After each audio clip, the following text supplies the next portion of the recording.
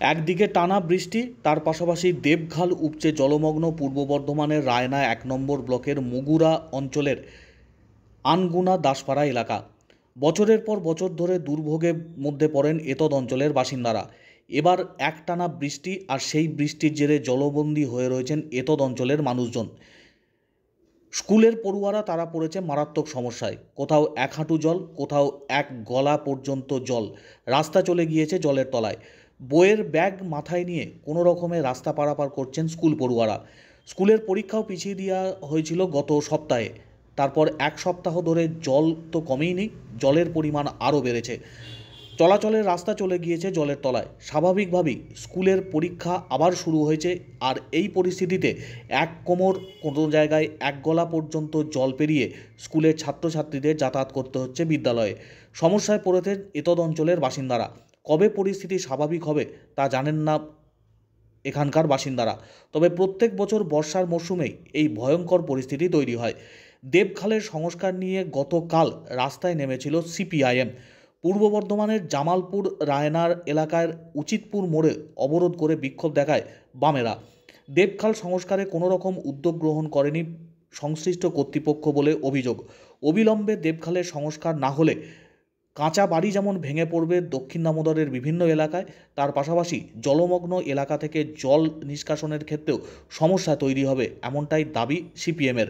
তবে সামগ্রিক বিষয় সম্পর্কে মুগুরা গ্রাম পঞ্চায়েতের উপপ্রধান বিপ্লব গুহ তিনি কি জানিয়েছেন শুনুন। আমাদের মমতা বন্দ্যোপাধ্যায় যে পশ্চিমবাংলা, গোটা পশ্চিমবাংলার সাথে সাথে আমাদের এখানেও যে ক্যানেলগুলো রয়েছে, ক্যানেলগুলো বিশ্বব্যাংকের সহায়তায় দেখেছেন সংস্কারের কাজ হয়েছে। দেবখালটা হয়তো সংস্কার হয়নি। মানুষ যেগুলো দাবি দেওয়া দিচ্ছে সেগুলো আমরা মাথার মধ্যে নিচ্ছি এবং আমরা ঊর্ধ্বতন কর্তৃপক্ষের কাছে পাঠাবো। তবে সিপিএমের প্রতিবাদ করা মানায় না। সিপিএম যেই জায়গায় দাঁড়িয়ে প্রতিবাদ করছিল কালকে, সেই জায়গাটা সিপিএমের ৩৪ বছর রাজত্বে ৩৪ মাস ডুবেছিল।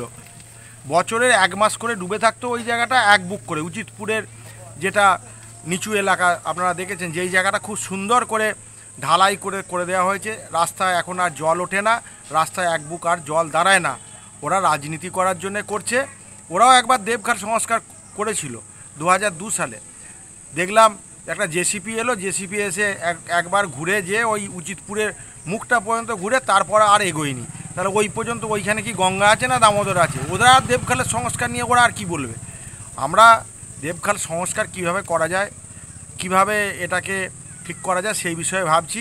আবার দেবখাল সংস্কার করতে গেলে যেই সব জায়গায় দখলদারি আছে সেই সব জায়গায় দখলদারি ওঠাতে হবে। সেই সব ওঠাতে গেলে আবার সিপিএম আবার লাল ঝান্ডা নিয়ে তাদেরকে উস্কাবে।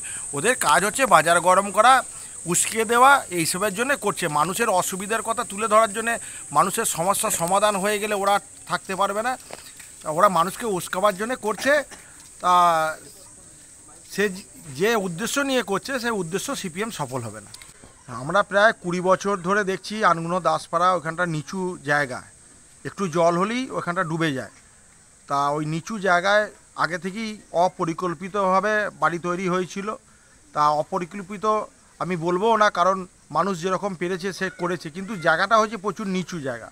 এবার ওইখানের যে রাস্তাঘাট সমস্ত কিছুই পঞ্চায়েত সমিতি, জেলা পরিষদ এবং রাজ্য সরকারের উদ্যোগে অনেক কিছু করা হয়েছে। সমস্যা হচ্ছে এখানেই যে মমতা বন্দ্যোপাধ্যায়ের আমলে এত পরিমাণ রাস্তা তৈরি হয়েছে, পথশ্রী 1, পথশ্রী 2, পথশ্রী 3, সাথে সাথে MGNRGS 15 ফিনান্স, জেলা পরিষদ, পঞ্চায়েত সমিতি, এত রাস্তা তৈরি হয়েছে। আগে যে জলটা আকাশের জল হলেই যেটা সরলভাবে বয়ে চলে যেত, এখন একটা অবস্ট্রাক হচ্ছে রাস্তা তৈরি হওয়ার জন্য।